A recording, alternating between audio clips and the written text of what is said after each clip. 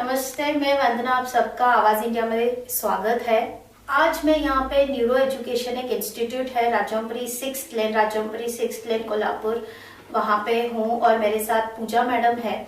और ये यहाँ पे जो बच्चे हैं, जो 4th स्टैंडर्ड से लेके 10th स्टैंडर्ड तक जो बच्चे हैं उनको ट्रेन करते हैं, उनको जो उनका लर्निंग स्किल्स होता है उन पे इम्प्रोवाइज करते हैं।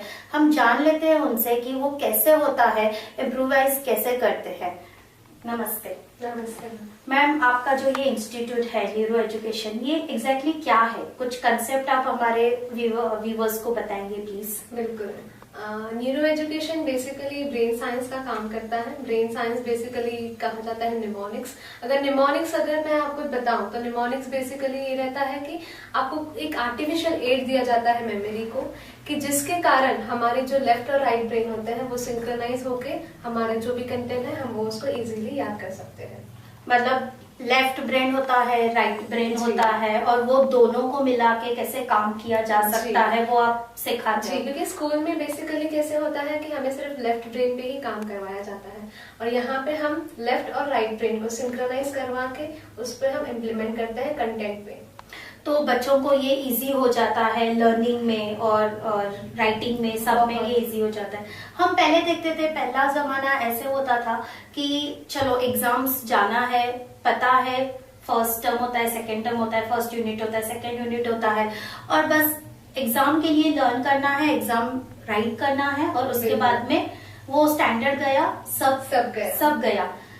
अभी वैसा नहीं है। अभी हमें सब कुछ अपने को ध्यान रख के, याद करके हमें उसको कैरी फॉरवर्ड करना है। तो उसके बारे में आपको मतलब न्यूरो एजुकेशन जो है वो क्या हेल्प करता है इसमें? बेसिकली जो स्कूल रहता है, स्कूल हमें ये सिखाता है कि रीडिंग कैसे करनी है, राइटिंग कैसे करनी है, स्पीकिंग कैसे करनी है, लेकिन रिकलेक्शन कोई नहीं सिखाता है। तो हमारा जो इंस्टीट्यूट है, जो हमारा ब्रेन साइंस, यही काम करता है कि अब जो भी कंटेंट हम पढ़ते हैं उसको रिकलेक्ट कैसे करना है, उसको रिटेंशन कैसे करना है। अभी रिटेंशन बोले तो इसको याद कैसे करना है लंबे समय तक, और रिकलेक्शन की जो हम पढ़ रहे हैं उसको रिकॉल करना, याद रखना, कि जो भी हम रट्टा मारने से बेटर है कि हम साइंटिफिक मेथड्स को अप्लाई करके अगर हमको उसको पढ़ते हैं तो डेफिनेटली वो हमें लंबे समय तक याद रहता है। मतलब आगे चल के 10th के बाद जब हम साइंस, कॉमर्स, कौन सी भी स्ट्रीम लेते हैं। मैडम, आजकल हम देख रहे हैं कि 8, 9, 10 के बच्चे जो होते हैं बहुत प्रेशर लेते हैं और डिप्रेशन में जाते हैं। एग्जाम्स का डर रहता है, एग्जाम्स अटेम्प्ट करने से पहले ही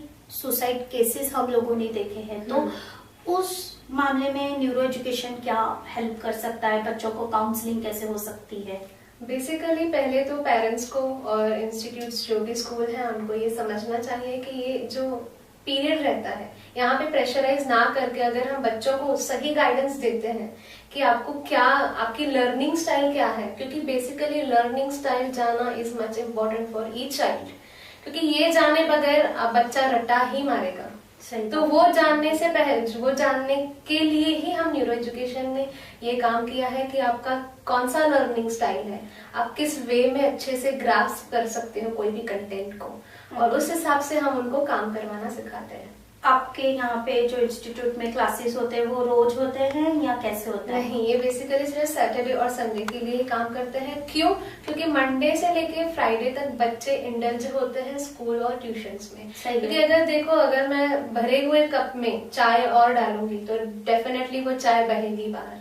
सही ठीक है। अगर कप खाली रहेगा उसमें मैं चाय भरूंगी तो अच्छे से मैं पी भी सकूंगी और किसी को दे पाऊंगी। तो बच्चे का ब्रेन भी वही होता है, ऑलरेडी उसको बहुत कुछ भरा रहता है, अगर मैं और भरूंगी तो इट विल बी वर्थलेस। बहुत ही अच्छी तुलना की है मैम ने, जैसे बताया कि भरे हुए कप में और क्या भरना, वो वेस्ट ही हो जाएगी। बहुत ही अच्छी तुलना है मैम। आजकल हम देख रहे हैं कि पिक्चर, जैसे अभी शिवाजी, छत्रपति शिवाजी महाराज बोलते हैं, जो पिक्चर आई है, तानाजी की जो पिक्चर आई है अभी, तो वो पिक्चर देख के ना उनको ध्यान में आ जाता है कि चलो तानाजी महाराज ने क्या किया था, छत्रपति शिवाजी महाराज ने क्या किया था।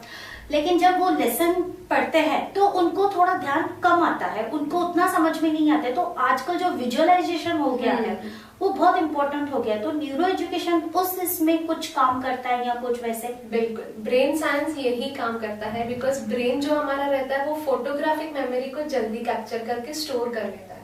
अगर बेसिकली मैं आपको सिर्फ लेक्चर दूंगी तो आपको वो कुछ याद नहीं रहेगा, because 20% ear memory is more than powerful than eye memory. Ear memory, eye memory, eye memory is 20% more than the ear memory. अच्छा, कि आपको मैं जो दिखाऊंगी वो आपको जल्दी से याद रहेगा इंस्टेड ऑफ लिसनिंग.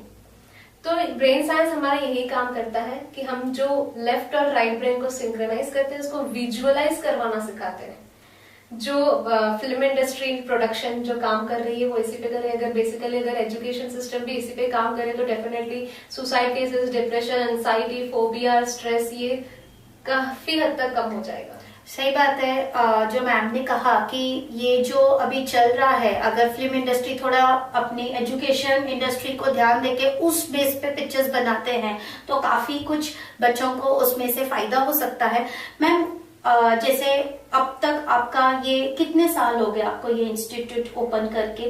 मुझे अभी 1 साल ही हुआ है ये इंस्टीट्यूट ओपन करके, और जितने भी मेरे बच्चे हैं उन पे मैंने ये बहुत अच्छे से ट्राई किया है, टेस्ट किया है, and it's really working and it's worth कि आप बच्चे यहाँ पे टाइम दे रहे हैं और उनका जो रिजल्ट है कंपैरेटिव टू प्रीवियस वन काफी ग्रो कर रहा है उनका. मतलब बच्चों को यहाँ पे आके फायदा हुआ है. और हमारा इंस्टीट्यूट ना ही सिर्फ कंटेंट स्टडीज पे काम करता है, ओवरऑल जो बच्चों के अंदर स्किल्स रहती हैं जी, डेवलपमेंट, पर्सनालिटी डेवलपमेंट, उस पे भी काम करता है. अच्छा. तो ओवरऑल जो बच्चा पहले कम बात करता था, अभी now is open up to with strangers also, कि उनको पता है how I to cope up with someone, how I to cope up with my parents. So moral values, personality development, overall जो स्किल्स रहते हैं वो भी इंस्टीट्यूट डेवलप करवाता है बच्चों के अंदर. ओके, मतलब यहाँ पे बच्चों का हम कह सकते हैं कि आप अगर यहाँ पे बच्चों को एडमिशन दिलवाते हो, यहाँ पे वो आते हैं तो डेफिनेटली उनका फ्यूचर बहुत अच्छा हो सकता है. एक अच्छे हैंड्स में आप अपने बच्चों को दे सकते हो. मैम ये रही बच्चों की बात. एक लास्ट मेरा क्वेश्चन ऐसा है कि जो कॉम्पिटिटिव एग्जाम्स के लिए अपीयर करते हैं, आईपीएससी, यूपीएससी एग्जाम्स के लिए जो अपीयर करते हैं, उनके लिए ये न्यूरो एजुकेशन क्या फायदेमंद हो सकता है? बेसिकली न्यूरो एजुकेशन का जो काम है, कंटेंट सबके लिए वही रहता है, बिकॉज कॉम्पिटिटिव एग्जाम हो या फिर सब्जेक्ट वाइज हो, काम वही रहता है हमारा. बस हम ये सिखाते हैं कि हाउ टू स्टडी. कंटेंट चाहे जो भी हो, आपको पढ़ना कैसा है हम वो सिखाते हैं. Not a particular subject but how to study that subject. बहुत ही अच्छे से हमें पूजा मैम ने बताया कि पढ़ाई तो है लेकिन पढ़ाई किस तरीके से करनी चाहिए और किस वे से उसको हम इंकर्ट करना चाहिए, वो बहुत ही अच्छे से बताया. मैम आपका बहुत बहुत शुक्रिया. आपने टाइम निकाल के हमें इंटरव्यू दिया, बच्चों के लिए, पेरेंट्स के लिए बताया कि एजुकेशन कितनी इम्पोर्टेंट है. Thank you. It was a pleasure to meet you.